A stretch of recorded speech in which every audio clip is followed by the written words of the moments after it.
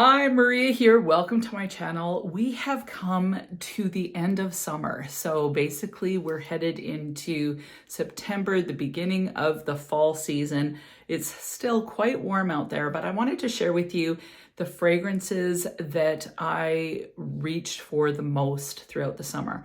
So I share a lot of different fragrances with you that I think are excellent recommendations, but I wanted to share with you the fragrances that I actually wore the most throughout the summer season. Before we get started, if you haven't subscribed, just go ahead and hit that button, join the Weird and Wonderful family. It would be amazing to have you part of the community. This is an awesome group of very positive people. They love fragrance, and so if you do too, feel free to subscribe. It would be great to have you, and let's get into this. So I'm going to go with the least worn out of my most worn and then go to the one that I wore absolutely the most. So I'm going to start with Jasmine of Athens by Theodoros Kalatinas. Now, this is an example of a niche fragrance that is rather affordable. So I think it's $45 US. I'll have all the links for all of these fragrances below, but just because it's niche, don't discount it. Right now we're in a Middle Eastern craze, which I totally get, but $45 for this fragrance is absolutely worth it. And Theodoros Kalatinas has so many amazing fragrances, especially known for kind of photorealistic gourmand fragrances. But as far as the one that I reached for the most, it was definitely Jasmine of Athens.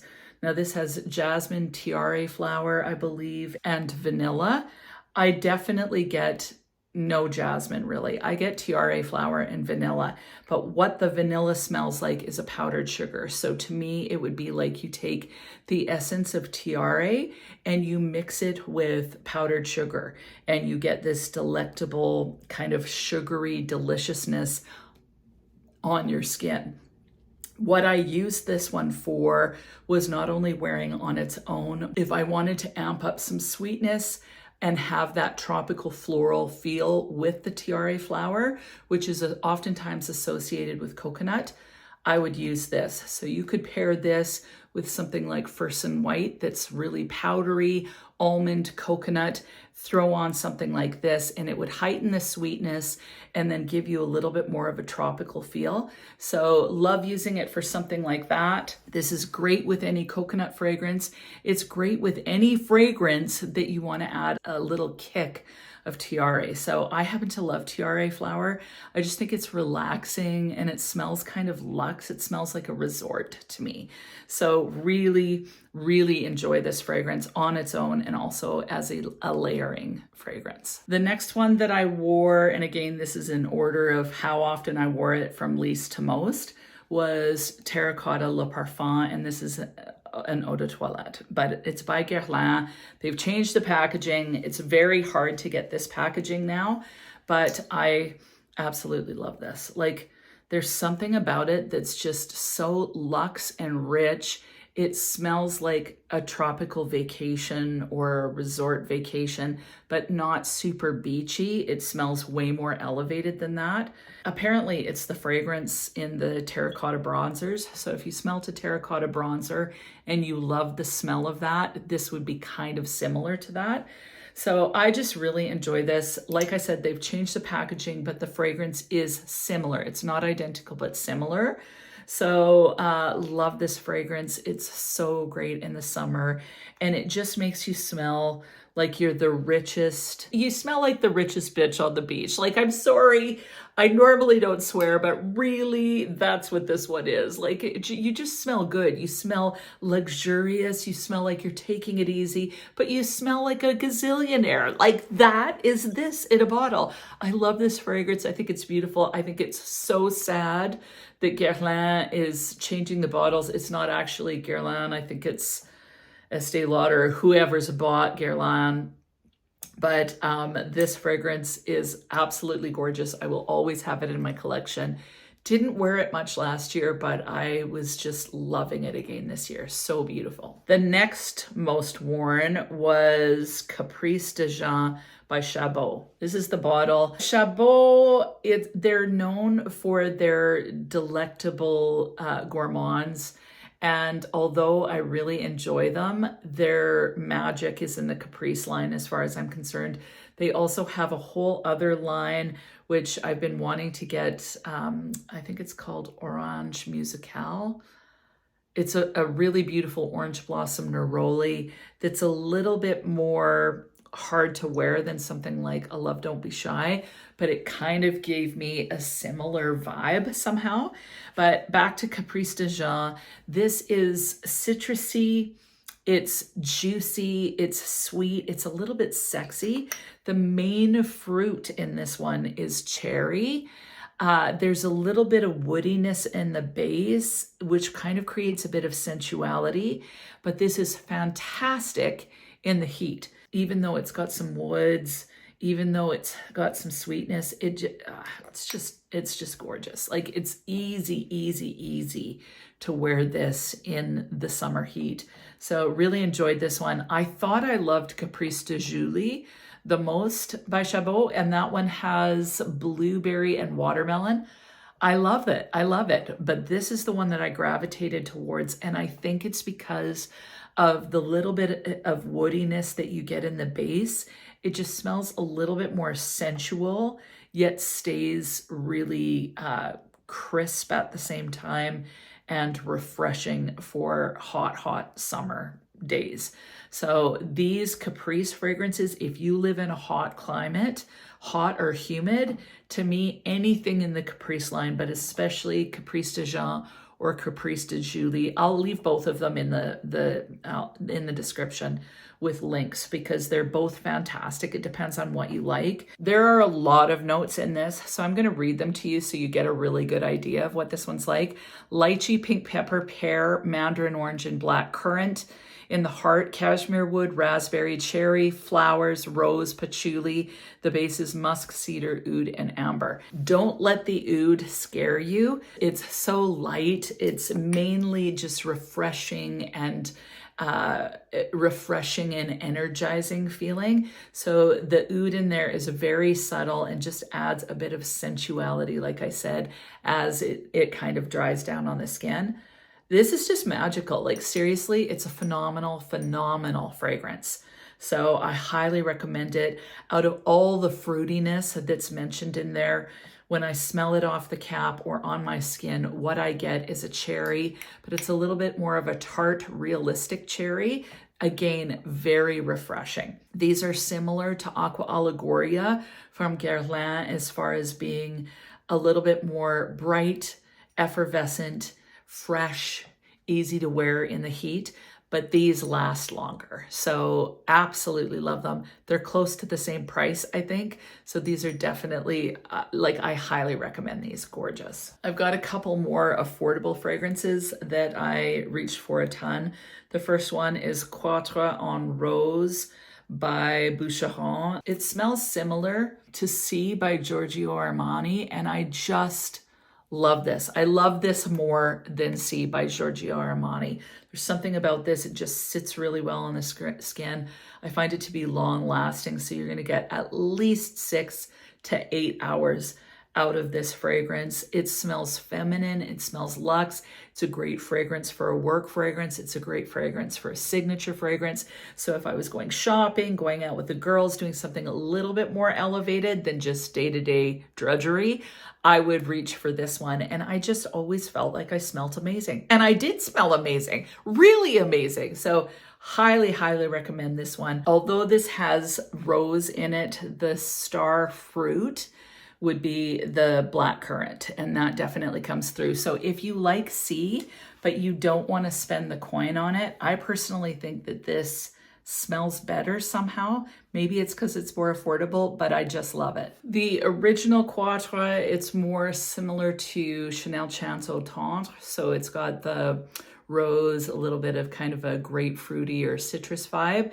That one's beautiful, but this one smells a little bit more like C.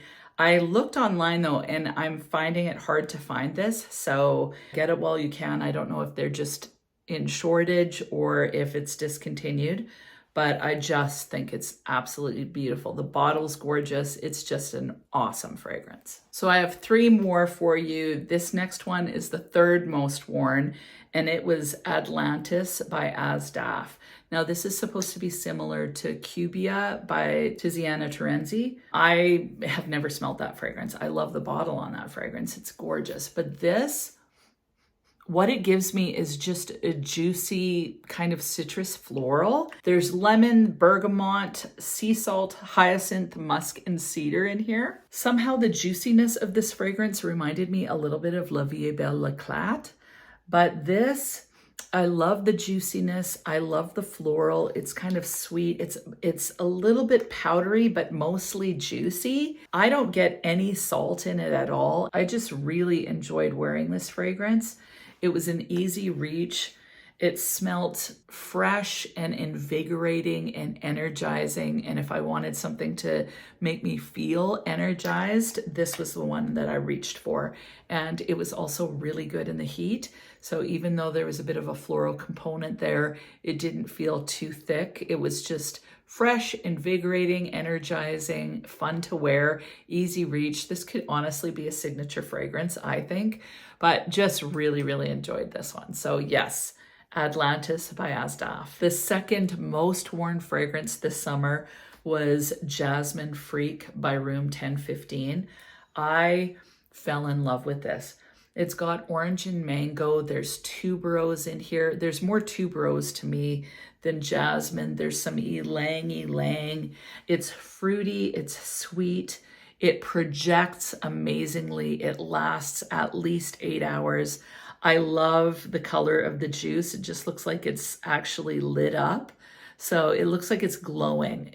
And the color is basically what it smells like. So although it has mango, and the mango really never disappears, it's not like super sweet, sickly mango or juvenile mango. Somehow they've just created something magical here. Like, I just love wearing it. It feels feminine, celebratory. It projects amazingly, so it's super extroverted.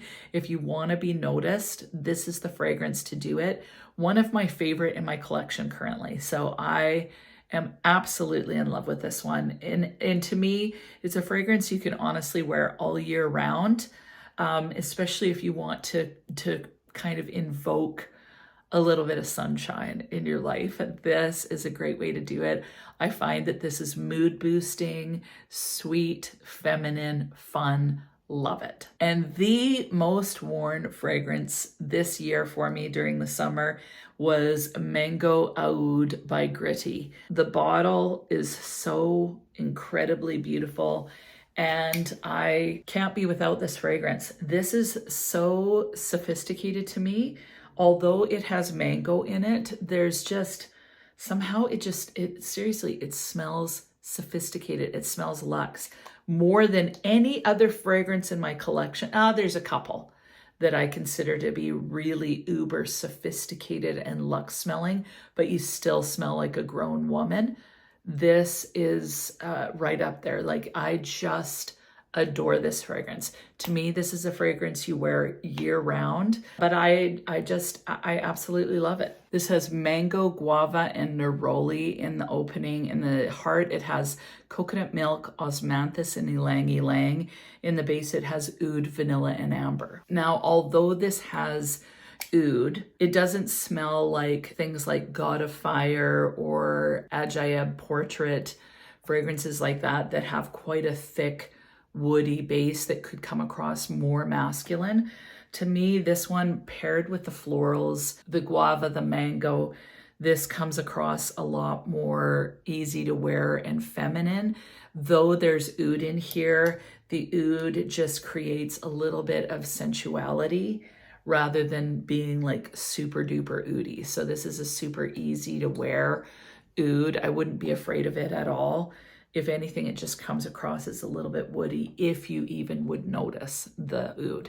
So I just think this smells luxe. If I was going to a really fancy anywhere, like a fancy vacation destination, fancy something. If I was going to try on fancy clothes at Chanel or someplace like that, like where you want to look or you want to smell rich, you want to act rich, you want to look rich, this would be the fragrance that I would use. I just think it's beautiful. So love it. You can get samples of this. Instead of dropping a lot of coin on this, I highly recommend trying it before you buy it.